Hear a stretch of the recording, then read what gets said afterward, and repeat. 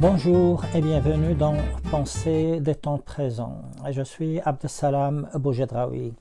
Le sujet d'aujourd'hui, l'état de nature selon Jean-Jacques Rousseau. Rousseau nous fait admettre de façon progressive quelques notions de base. Première notion, l'homme est libre par nature. Toutefois, il constate que malgré cela, l'humain finit par sombrer dans la tyrannie et finit par être enchaîné dans les fers. Second élément, c'est qu'il n'y a aucune légitimité naturelle, j'ai bien dit naturelle, à un pouvoir. C'est-à-dire que naturellement, aucun être humain n'a le droit de commander un autre être humain. Cela n'est pas légitime, je le répète, de façon naturelle. Cela peut être légitime dans des circonstances, entre autres, qui vont être définies par Rousseau lui-même dans le contrat social que nous verrons la prochaine fois.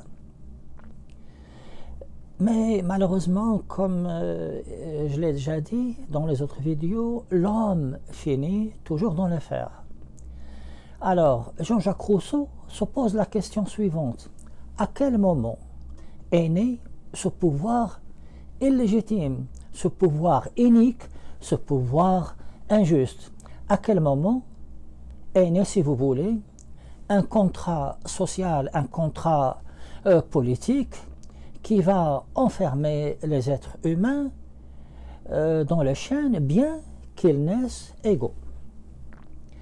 Pour ce faire, Jean-Jacques Rousseau va recourir à une fiction, quelque chose qui n'a pas existé et qui est l'état de nature. Malheureusement, beaucoup de philosophes vont lui dire « mais cet état de nature n'a jamais existé ».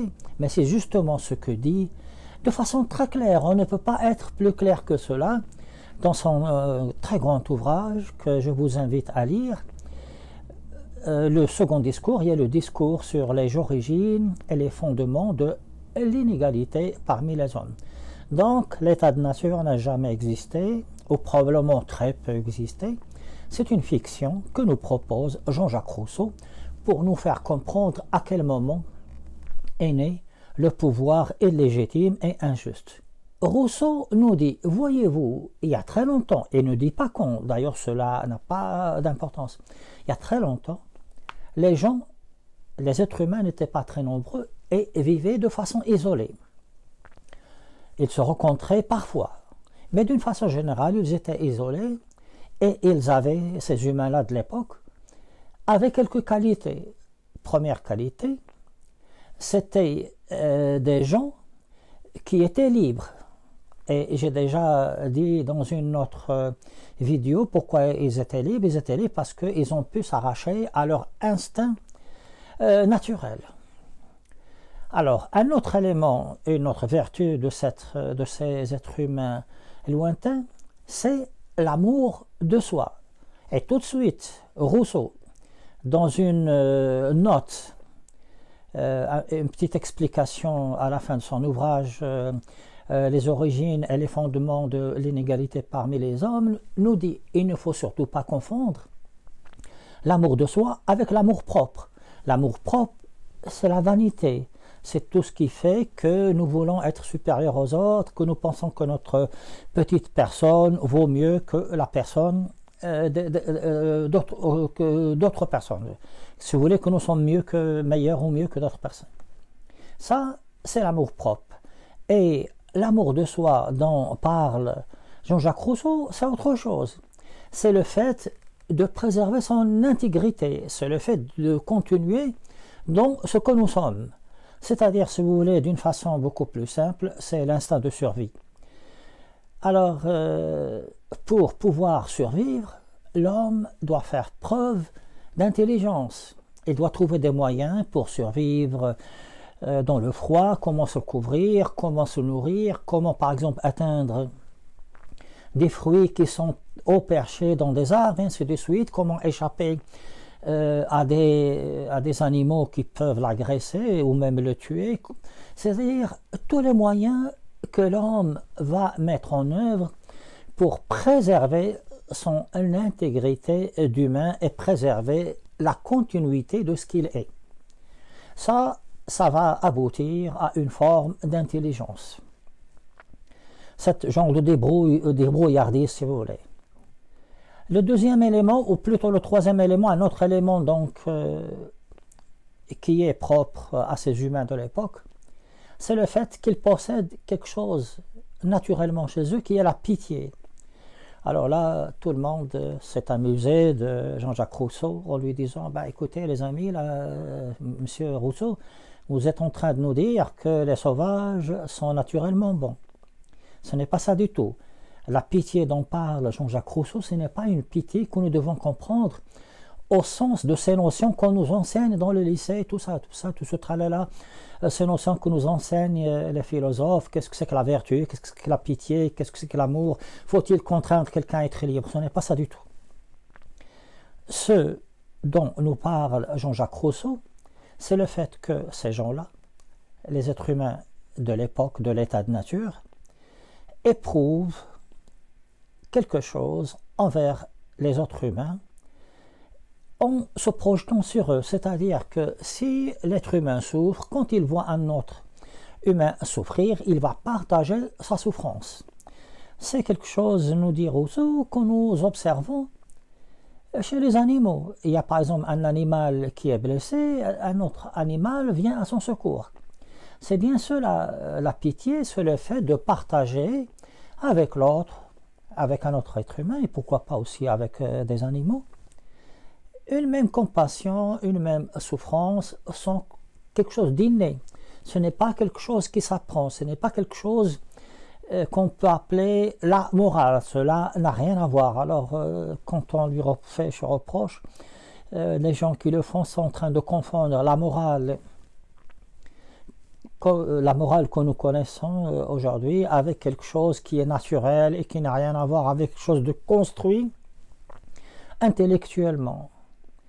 Voilà donc quelques principes de base, quelques éléments, quelques vertus de base de l'être humain.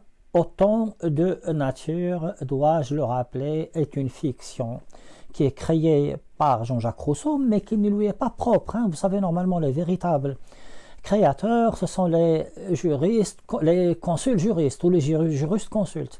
C'était des juristes qui étaient même philosophes du temps de l'Empire romain. Donc, l'état de nature, c'est quelque chose qui a déjà été rapporté par d'autres penseurs. Et puis, nous dit Rousseau, les humains vont s'accroître, leur nombre va être de plus en plus grand, alors ils auront tendance à se retrouver de plus en plus. Ils vont former de petits groupes, construire des petits cabanons, leurs enfants vont commencer à se connaître, etc.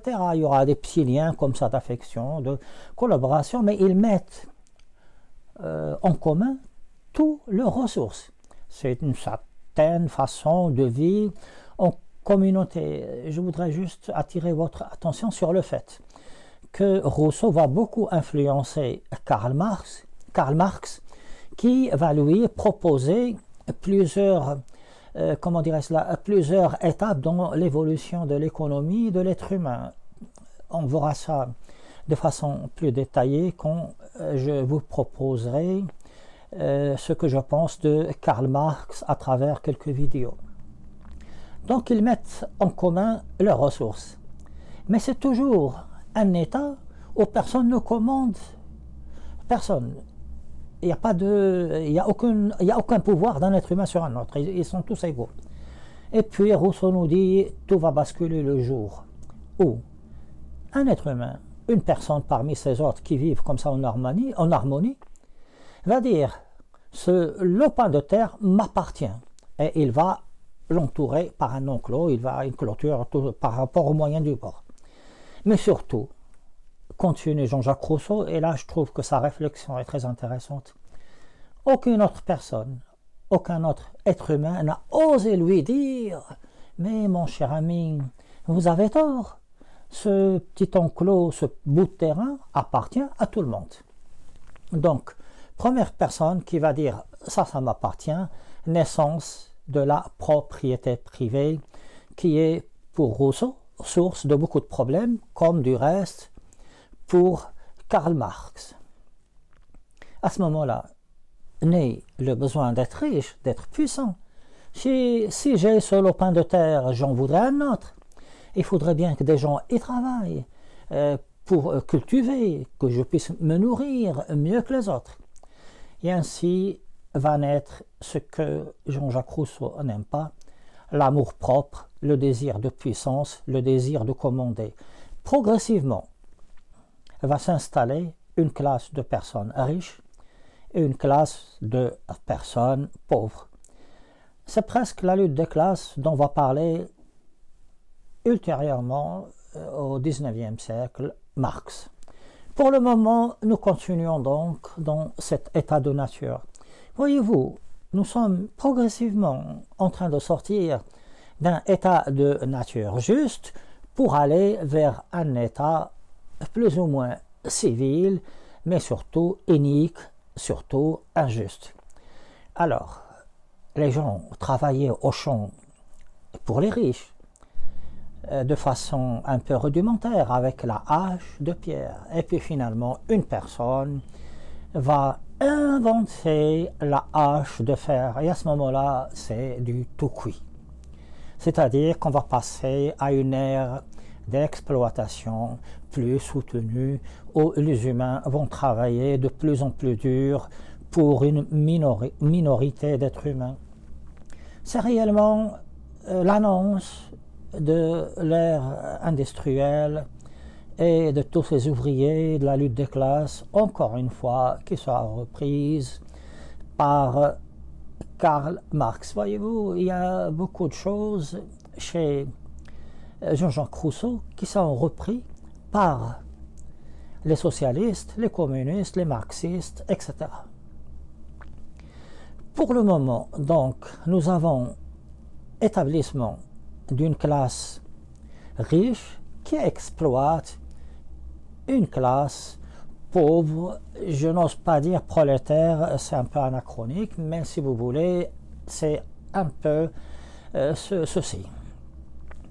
Et s'établit alors un État civil, un État politique corrompu, injuste.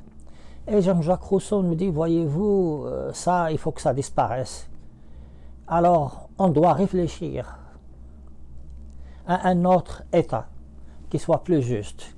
Et ça va être l'objet de son livre du contrat social que nous verrons la prochaine fois. Toutefois, avant d'arriver au contrat social, il y a une phase qui est obligatoire, celle de l'éducation de l'enfant. C'est l'objet de son livre, l'Émile ou l'éducation, que pour le moment, nous ne verrons pas. Je vous proposerai une vidéo à ce sujet, mais ce sera vraiment ultérieurement, parce qu'après Rousseau, ce sera autour soit de Freud, soit autour de Karl Marx. Qu'est-ce que je peux encore vous dire de cet état de nature qui, rappelons-le, est une fiction? L'état de nature, dans cet état de nature, les hommes vivaient libres dans un système qui est juste et vivaient en collaboration. Puis petit à petit, pour une raison quelconque, peut-être à cause de cet amour-propre, de ce désir d'être meilleur que les autres, de ce désir d'avoir la richesse, avec la propriété privée, tout va basculer dans un état politique corrompu, injuste, inique. Je vous remercie. Si vous voulez en savoir plus, je vous invite à regarder la description. Il y a un lien vers mon blog où je décris ce que je vous ai dit aujourd'hui. Pratiquement toutes les vidéos sont reprises sous forme écrite. D'ici là, je vous dis à bientôt et portez-vous bien. Merci pour votre écoute et pour votre patience.